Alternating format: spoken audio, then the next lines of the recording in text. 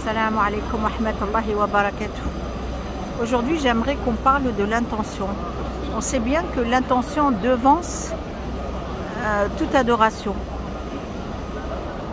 On fait toujours l'intention avant de faire l'adoration. Et là, on va faire le lien à l'intention avec l'Umrah, Inch'Allah. Donc, l'intention, quand on la fait, des fois on la fait consciemment, parce qu'on y pense. On a un but, on a un objectif, on a une attente, on sait ce qu'on va faire, qu'est-ce qu'on attend de cette adoration. Des fois, on la fait sans réfléchir, c'est machinal, c'est par tradition. Et des fois, on l'a fait, mais comme j'ai dit, machinal, inconsciemment. C'est-à-dire qu'on fait l'intention, mais on n'y réfléchit pas. On passe à l'adoration directement sans même avoir travaillé notre intention. Alors, si je reviens à la Umrah, on sait que le premier pilier de la Umrah, c'est l'ihram. Ça veut dire quoi l'ihram? Ça veut dire se mettre en état d'ihram, c'est ça? Mais la femme ne se met pas en état d'ihram. Donc est-ce que c'est que pour les hommes? Non. Non.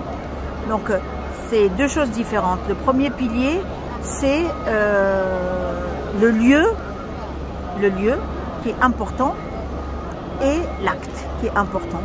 Le lieu, ça va être le miqat, il est obligatoire pour la Umrah. Sinon, la Umrah n'est pas validée, elle n'est pas acceptée, elle n'est pas validée, tout simplement. Et on a l'acte qui est l'intention. Quand je fais l'intention pour la Umrah, l'intention c'est quoi? C'est de dire Labbaik Allahumma bi Umrah ou Labbaik Allahumma Umrah. Quand je dis ça, je le dis avec la bouche, certes. Je dois bouger les lèvres, certes. Hein, c'est pas une intention que je dis dans le cœur, une intention muette. Non, je dois la prononcer à voix basse, mais les lèvres bougent. Mais surtout, j'attends quoi de cette intention en fait? J'attends quoi cette intention? Elle doit se préparer. Quand je fais l'intention pour faire une Umrah et je vais commencer la Talbiya, je suis consciente que je suis une invitée d'Allah. Ça veut dire que si je suis venue, c'est parce qu'Allah m'a invitée. Et s'il m'a invitée, ben, je peux me poser la question et me dire, mais est-ce que je suis à la hauteur de cette invitation? Est-ce que j'ai préparé cette invitation? Est-ce que je viens avec des courses pour cette invitation? Des Z, comme quand je pars en week-end et que j'emmène ma valise, je pars en vacances, j'emmène ma valise, je pars là, moi j'emmène une valise, je pars le Hajj, j'emmène une valise ou deux valises.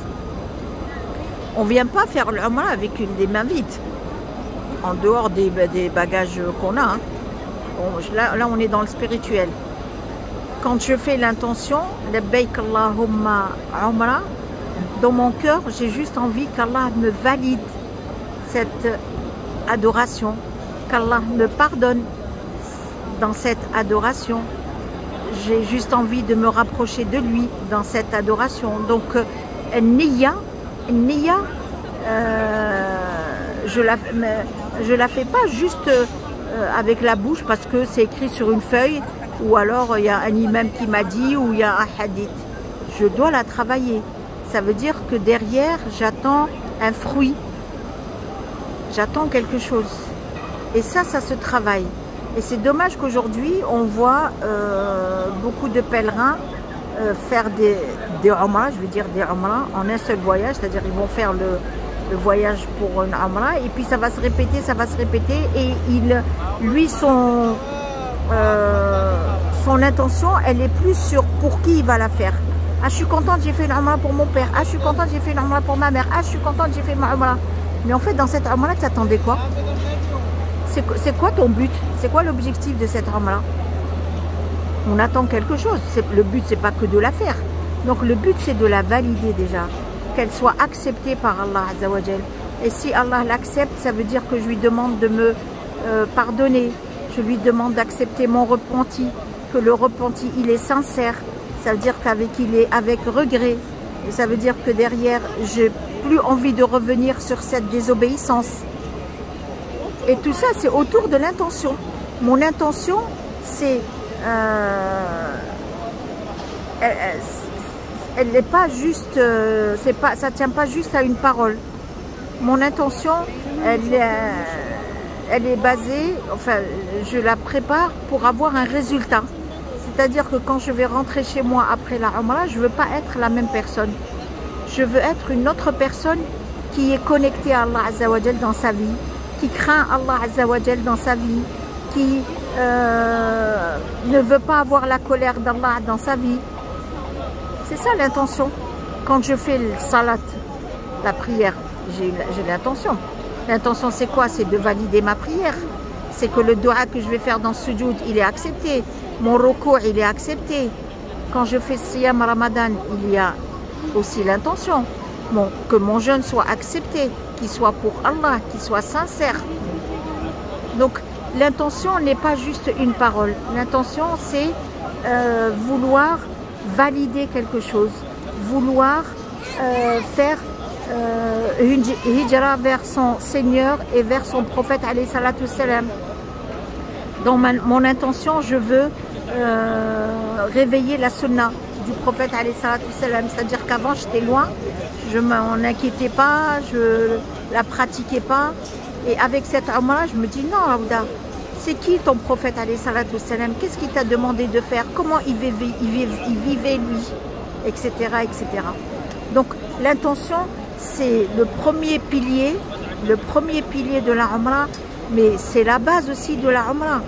Parce que derrière ça, qu'est-ce qu'il va y avoir? Il va y avoir le deuxième et le troisième pilier qui sont obligatoires.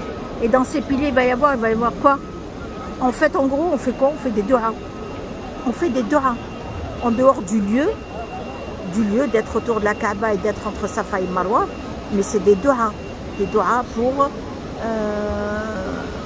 être meilleur, pour l'au-delà, pour un paradis, pour avoir que la tombe soit Rawda min Riyad al-Jannah, pour que Allah m'agrée. Donc l'intention se prépare. Elle ne se limite pas juste à une phrase que l'on va prononcer. Je demande à Allah Azza wa Jal qu'il nous facilite et qu'il accepte de nous, parce qu'on fait tellement de choses machinalement que peut-être qu'on passe à côté de l'essentiel. Voilà. اللهم صل وسلم على رسول الله وعلى اله وصحبه اجمعين سبحان ربك رب العزة عما يصفون وسلام على المرسلين والحمد لله رب العالمين.